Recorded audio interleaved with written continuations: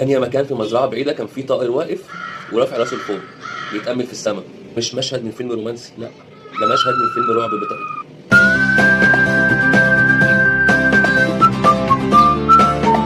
عمرك شفت قبل كده فرخة عاملة كده أو كده؟ عمرك شفت طيور زينة عاملة كده؟ الوضع ده اسمه ستار جيزنج، يعني الطائر بيبص للنجوم. بس ده في حد ذاته مش مرض، ده عرض لمرض تاني. النهارده جاي عشان اتكلم ونعرف ايه الاسباب اللي بتعمل كده. اول حاجه هنتكلم عن الاعراض. المنطقة اللي احنا فيها دي منطقة أعراض. أعراض؟ أمال أنت فاكر إيه؟ هي حصلت أعراض؟ اللي احنا فيه ده أعراض. بص معايا كده على العلامات دي. اول حاجه الراس بتكون مرفوعه لفوق وباصه للسماء بشكل غريب. تاني حاجه ممكن نلاقي الرقبه بتميل لورا او للجنب. تالت حاجه فقدان التوازن، بتلاقي الطائر مش عارف يقف، احيانا بيجي شلل او ارتعاش في الجسم.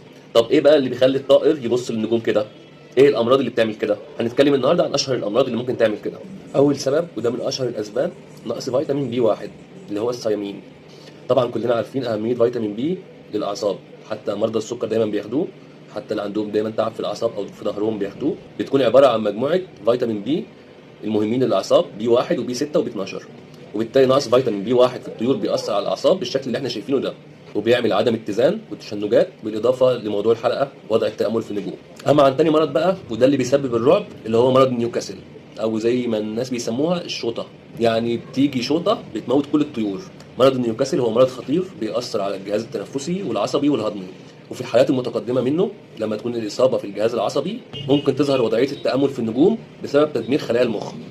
ثالث سبب بيكون نتيجه نقص عنصر السيلينيوم مع فيتامين ه، اللي الناس بتسميه هي سيلينيوم. وده بيؤدي لمرض اسمه زي ما انتم شايفين كده، اللي يعرف يقراه يقراه. المرض ده معناه يعني تطري المخ بيبقى طري، وده بيظهر فيه رعشه، وبتلاقي الطيور بتتشقلب، بالاضافه طبعا انها باصه للسماء. رابع سبب هو بعض المبيدات والسموم الفطريه. السموم الفطريه دي انا دايما بعتبرها القاتل الصامت. السموم الفطريه لما بتتكون في جسم الطائر وبتتراكم بتطلع الافلاتوكسينز دي، بتدمر الجهاز العصبي وبتعمل مشاكل في الاعصاب. وكذلك بعض المبيدات اللي ممكن تبقى مرشوشه على الاكل بتاع الطيور، وكذلك عناصر زي العناصر الثقيله زي الرصاص لما بتتراكم في الاعصاب بتعمل برضه مشاكل من النوعيه دي. خامس واخر سبب بقى ان الطائر ممكن يكون حد خبطه في راسه عادي، حصل له المشكله دي.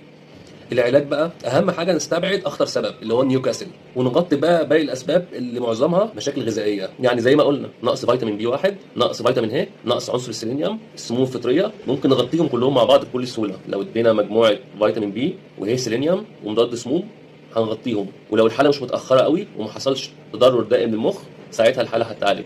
يعني لما تلاقي الطائر عامل كده قول سبحان الله كل حاجه، بس ما تسيبوش، ده محتاج يتعالج. كان معاكم الدكتور شريف في برنامج عياده